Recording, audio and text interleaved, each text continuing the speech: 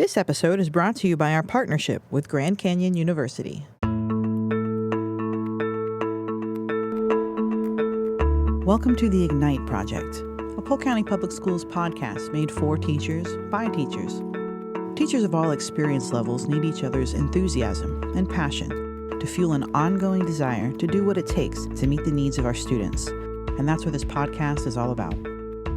Be energized by their enthusiasm to ignite a love for teaching while they challenge others to join them in their work. Join us now. Hi, friends. Thank you for joining us again at the Ignite Project podcast. We're so glad to have you. We are here with Ashlyn Cobb. Ashlyn, thank you for joining us today. Thank you. I'm very excited to be here. Really looking forward to our topic of creating a campus of unity and inclusion.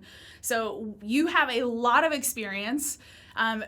Just wanted to briefly give an overview of your background. You have a bachelor's in exceptional student education from Warner University, a master's in secondary special education and transition, a graduate certificate in special and inclusive leadership from University of Kansas. And with that experience, you've taught emotional, behavioral, self-contained, intellectual disability self-contained, ESE support in the general education classroom and transition. You have been at many schools, Boone Middle, Lake Alfred Adair Middle, and Tenor Rock Senior, and you are currently a teacher resource at Doris Sanders Learning Center. So with that being said, I want to kind of go into this word inclusion. As a regular educational classroom teacher, I heard that word a lot. It has been said a lot. So how would you define inclusion? Inclusion is including students with disabilities. I think it's a word that goes beyond the classroom. Inclusion is about the community. It's about everywhere we go. I think we need to see more inclusion of people with disabilities. Well, so with inclusion, what would you say is not inclusion? Inclusion is not isolating students with disabilities or putting them in your classroom but keeping them in a separate area. Right. Inclusion is actually immersing people with disabilities in whatever is going on in the classroom or whatever setting you're in. So could that be working on social or emotional practices? Is that just kind of interacting? Tell me a little bit more about what that would look like. It's getting the students to interact with the others. I think part of it is knowing your classroom. Okay. And playing on the strengths of all your students, because no matter what ability level the student is, there's some strength that they bring to your classroom. And it's learning the strengths of all your students and bringing that together to create a united classroom where all the students have some sort of respect for one another. I love that you said that they have some strength. So we have to be aware, to be open to look for that, to understand what their strength is and go from there. There are really a lot of misconceptions or misuse of language in the world of special education. And what are some terms that we need to really be aware of as we're trying to support inclusion in our schools? We refer to students with IEPs as students with disabilities or students with IEPs. I like to call the general education classroom the general education classroom instead of regular education because to our students with disabilities, they're normal just like everyone else. So we don't want them to feel, especially if they're in a self-contained classroom, that they're not normal. So I refer to it as general education instead of regular education. Is there anything else that we kind of need to be careful about when we talk about specific, using specific vocabulary? No, just need to think about it in a way that respects people. There are a lot of different phrases and language that people use, but I like to use people first language. I like that. So we have talked about previously with you a little bit about your passion towards inclusion. What brought up this passion in you to work with students with special needs and really fight for their inclusion in the classroom? I've always known I wanted to be an ESE teacher since I was a little girl. My mom and my grandma both have worked in ESE and alternative education, and I got to spend a lot of time as a kid going into their classrooms and seeing what they do. My grandma spent 42 years with Polk schools, and a lot of that time with students with disabilities or students with behavioral challenges. And I got to watch her constantly thinking and figuring out, how can I help these students? How can I get them back in their classrooms? and just include them better. She was always thinking of ways she could change herself and her own classroom for these students, and ways that she could help support other teachers in bringing challenging students back into the classroom. So watching your grandmother, did you always want to be a teacher to fight for inclusion, or did that naturally develop over time? It sort of developed over time. I mean, watching as a kid, you don't realize what's going on around you. Right. And then as an adult and in college, you start to connect the words and the things, and you're like, oh, that's what she was doing. Right. She was including these students. And so it developed. In college, I met a transition teacher on my college campus. Okay. And that sparked a lot because I got to see these students with disabilities on my college campus. And I remember going in there the first day she had come to a presentation that I was part of. And I saw her title on her badge, and I was like, oh, she's an ESE teacher. And I was like, what do you do? Like, tell me about it. And she's like, you can come to my classroom after the presentation. And I went straight there after, and I think I went every day after that. Every day I was on campus, I visited her class, and I got to go on CBI trips with them out in the community. Yeah, how was that? Going into the community with her taught me so much. Because in a school, you can expect certain behaviors out of the students around you or enforce certain behaviors. Mm-hmm. In the community, you never know what you're going to get. You could have just anything really happen. And so you have to teach your students to face that and recognize that things are going to be different from the school campus. I remember one experience when I was at Epcot with her class. And she had a student, and we were getting on the boat to go across the lagoon. And he sat down. The boat was empty. Like, there were, all the seats were available. Right. But he chose to sit down with some other people. And I remember her saying, you need to get up. You need to move. And that was a defining moment for me because the people were like, oh, it's okay. It's okay. But, I thought about it later, and I was like, she was teaching him that you have to, act a certain way and to be accepted and to really make an impact, I guess. Yeah, I love that approach of preparing them for the real world. We hold our students with high expectations, and that shouldn't change for anyone. And so that is really empowering that such a mentor was able to bring such a situation into play and just show you this is what, if you get the opportunity in the future, bring that with you. Have high expectations, real world situations. Connecting this initial spark that you've had in college, how has that carried through into your work now as a teacher? I've always thought about it, how can I help these students and how can I educate others about the wonderful things these children can do. They bring a lot to the classroom, and I think for other students, it's a great experience to be around students with disabilities. So I just try to always remember that in all of the teaching environments I'm in. Have you been in a traditional classroom teacher? I have. I taught English, mostly 10th grade English for a couple of years. So how did you change, or how would you compare that English teacher position to what you're currently in? It's different. Yeah. I mean, all of your students, when you teach English, they come and they go. I mean, the bell was the strangest thing for me to get used to because the bell would ring and they would all leave. Right. In self-contained, the bell would ring and we would just keep going. Right. So that was the biggest difference. I also really like teaching self-contained because I got to do different things throughout the day.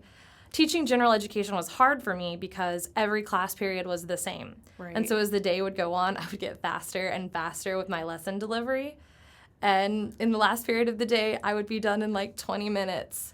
And that was one of the things that indicated to me, I can't keep doing this. I have to go back into the self-contained setting. Right. So we have heard about Friendship Fridays from Tenorock when you worked at Tenorock. Can you tell me a little bit about that? Because I know that you are known for Friendship Fridays, but for those who have never heard of that concept or heard that story, can you tell us a little bit about maybe starting off what sparked that idea? Friendship Friday started in about my second year of teaching at Lake Alfred Adair. It's not the official Friendship Friday, but this is where the idea began. Okay.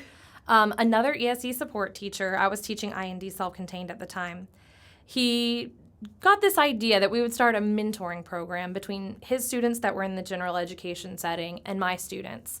And so he would take them out of their elective classes occasionally and let them spend time in my classroom playing games. They would cook food and eat together.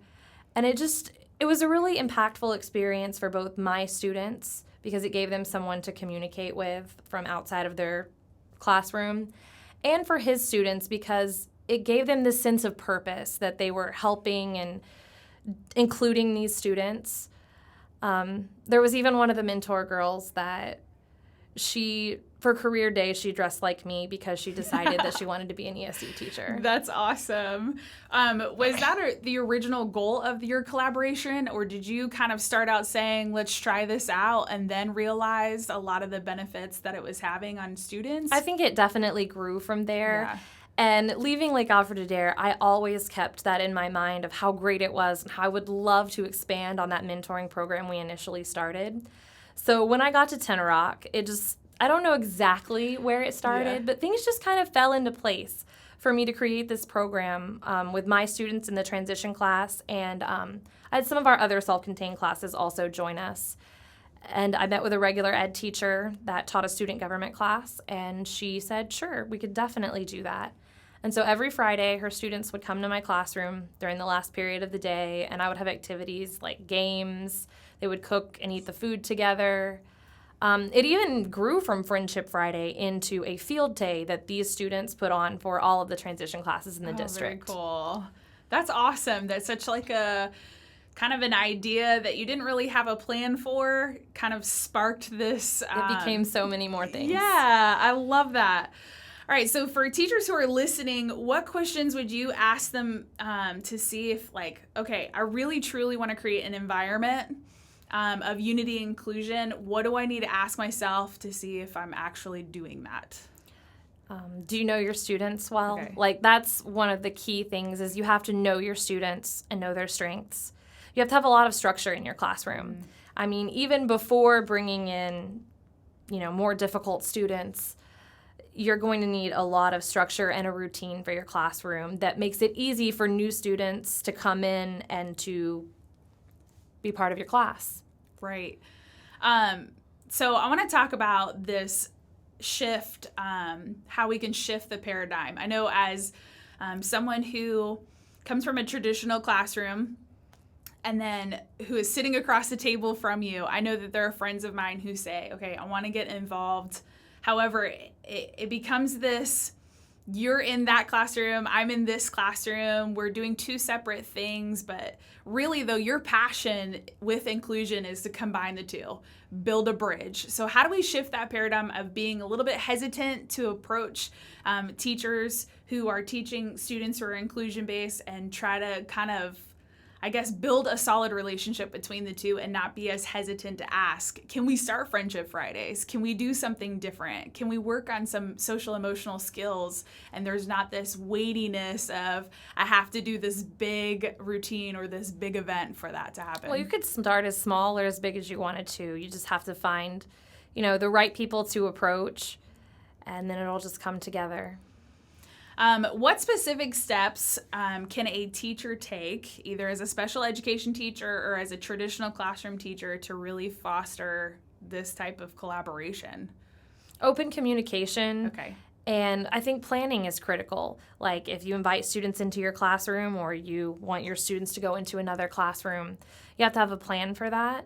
And you have to prepare your students ahead of time, just in that they know the routine and they know what's going to happen. I think that's really important, is being honest with them, kind of openly sharing with them, this is my goal, this is what I want to do and establish. And I think that more than likely, do you think students are going to be open to that concept? I think so. Yeah. I think students as a whole love helping their peers and helping each other. They enjoy having fun. Yeah. And when you present the idea of, hey, you're going to get to play some games, or, hey, there's food. Yeah, true. Everyone it's gonna loves spark food. every kid's interest across all ability levels. Right. And I've experienced that. I think it was my third or fourth year. We had a student who wasn't verbal. And so my students really had gone through from kindergarten to 5th grade with this student, and they loved him so well. They just kind of like knew that, hey, I'm their buddy. I'm going to be there to assist him with whatever he might need or might do. And it was really magical to see them communicate with him and just work with him. And I had this expectation of being incredibly nervous or anxious about what I should do, and really taking a step back and watching them work with him was just a sight to see. So any teacher who has that opportunity to approach another, someone who teaches inclusion, I would highly recommend it, because it can change you as a teacher as well as your students. It's really motivating to hear you talk about your passion and your focus. You saw a need and you really did something about it. You started out as an English teacher, and with the impact that your grandmother had on your life, you've kind of pivoted and went full force. I was teaching ESE before I was teaching English. The English was a slight, like a pit stop in my career. Okay. I was teaching ESE. I taught English for 2 years, a year and a half, and then I pretty much knew the whole time I needed to go back to ESE. So what if somebody is listening and they're saying, okay, man, I am not this excited to teach what I teach or do what I am doing. What advice would you have for them? I think you have to find what you're passionate about. Every job is the hardest job in the world if you do it well. So if you love what you do, you're going to pour yourself into your job.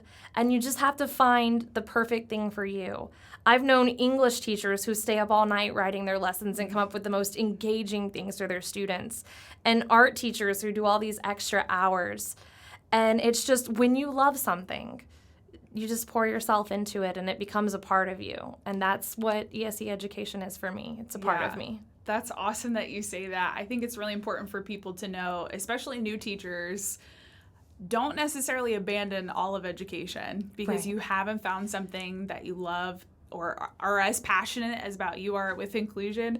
And so to me, that speaks volumes that you didn't just say, teaching is not for me, I quit. That it was almost like even though you veered off and you found, okay, I'm going full force into this, you didn't abandon it. And that to me is speaks volumes that you're doing that. So Doris Sanders, can you tell me about what you're doing currently and the need that they might have? I do a lot of things. I wear a lot of hats on any given day. It just depends on what's going on around the school. My main role is to help teachers. I help with instructional strategies and we have a lot of new teachers on our campus, so I do a lot of helping them with their roles. I fill in classrooms. It's a COVID year, so I get to experience all the rooms at some point. Very cool. I think that's got to be hard to do. It's walking into a classroom where you don't know the kids, and they're like, well, you should know what to do. Yeah. And I'm like, I'm learning, and you pick up really fast. But the initial shock of being totally new and having to learn not just a classroom of students, but a campus of students was a really new experience for me. Yeah. Okay, so we here with the Ignite Project, we ask the same question every time with our guests. If you could pick one area in education to spark change and ignite a shift in behavior and mindsets, what would that be? So I want to ignite a change for students with disabilities. I want to see more inclusion in the general education classroom and see these students recognized as valuable members of their schools and their communities. That's good. I was so impressed with you when I spoke to you earlier. What is your end goal? Because I know you shared it with us. What do you eventually want to do? I think you talked about superintendent one time. Oh, no, I don't. I do not want to be the superintendent. But I've already put in a lot of years to ESE, and I just want to continue to grow as an ESE educator and in the future possibly an ESE administrator.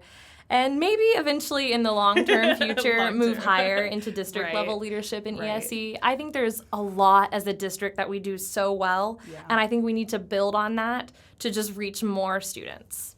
I agree. Thank you again, Ashlyn, for joining us. We're so happy that you were able to, and we are excited about what's to come for you. Thank you so much. Are you fired up? You can continue to fuel the fire by connecting with us here in Teacher Engagement.